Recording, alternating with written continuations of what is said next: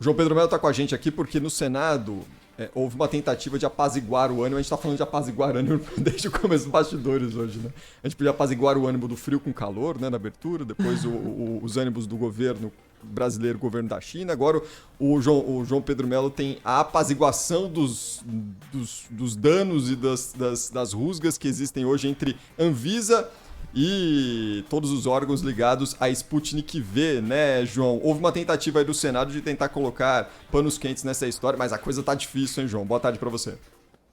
Oi, Cris, boa tarde a você, a Alana também, ao Cláudio. Olha, apaziguar pero no mucho, né? Isso foi o que aconteceu hoje lá no Senado. A gente teve uma reunião da Comissão Temporária da Covid-19, tentando aí resolver e agilizar as questões da vacinação aqui no país. O fato é que essa negociação de hoje girou em torno da Sputnik V, junto com governadores de estado e também com os parlamentares e a Anvisa. O grande lance, o grande ponto é o seguinte, é que o imunizante russo até o momento não tem autorização para uso aqui no Brasil e os governadores de estado dizem o seguinte, que já negociaram pelo menos 66 milhões de doses. Estados esses como o Distrito Federal, a Bahia, também o Piauí e o Maranhão. Eles dizem que já compraram esses imunizantes que poderiam ajudar a resolver o problema de vacinação no Brasil, mas falta uma espécie de agilidade na análise da Anvisa. A Anvisa, por outro lado, disse o seguinte, que o imunizante tem lacunas que não podem ser ignoradas e que tratam principalmente da eficácia e da segurança desse imunizante, dessa vacina. Vamos ouvir.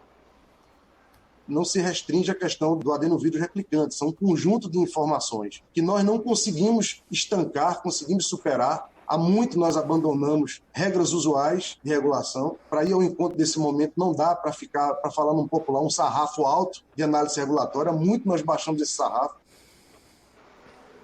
Pois é, esse que falou é Alex Machado, um dos diretores da Anvisa, e logo depois o governador do Piauí, Wellington Dias, destacou o seguinte, que o uso da vacina em 64 países por si só já seria uma comprovação de segurança e que ele próprio poderia se responsabilizar por fazer um monitoramento pós-aplicação dessas vacinas Sputnik V.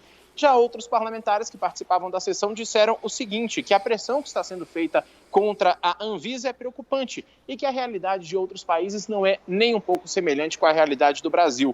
O senador Humberto Costa afirmou o seguinte, que o momento exige medidas excepcionais e pediu aí uma espécie de aplicação ou uma espécie de esforço das duas partes. Nós não estamos vivendo uma situação normal quando alguém quer vender um medicamento para o Brasil. Não, nós temos que ser proativos nesse momento. Não é o papel da Anvisa, mas ela precisa dizer quais são os caminhos, as exigências e o que é que pode ser feito dentro de um consenso para que isso possa acontecer. Bom, por fim, os representantes da União Química garantiram a capacidade de produzir aí 8 milhões de doses do imunizante por mês, já com aquele IFA, né, o chamado IFA, fabricado aqui no Brasil, ou ingrediente farmacêutico ativo já fabricado aqui no Brasil, e o laboratório afirmou o seguinte, que está providenciando as informações complementares que foram exigidas pela Anvisa e que tem muita confiança no processo de análise da entidade. A gente lembra o seguinte, que ao longo dessa semana também a Rússia aprovou um outro tipo de Sputnik, a chamada Sputnik Light. Seria uma dose diferente dessa vacina, ou seja, seria dose única e teria uma eficácia de cerca de 80%, isso já em comprovação lá na Rússia. Muito bom. João Pedro Melo, valeu, obrigado, João, bom fim de semana. Valeu, um abraço a todos, bom fim de semana. Valeu.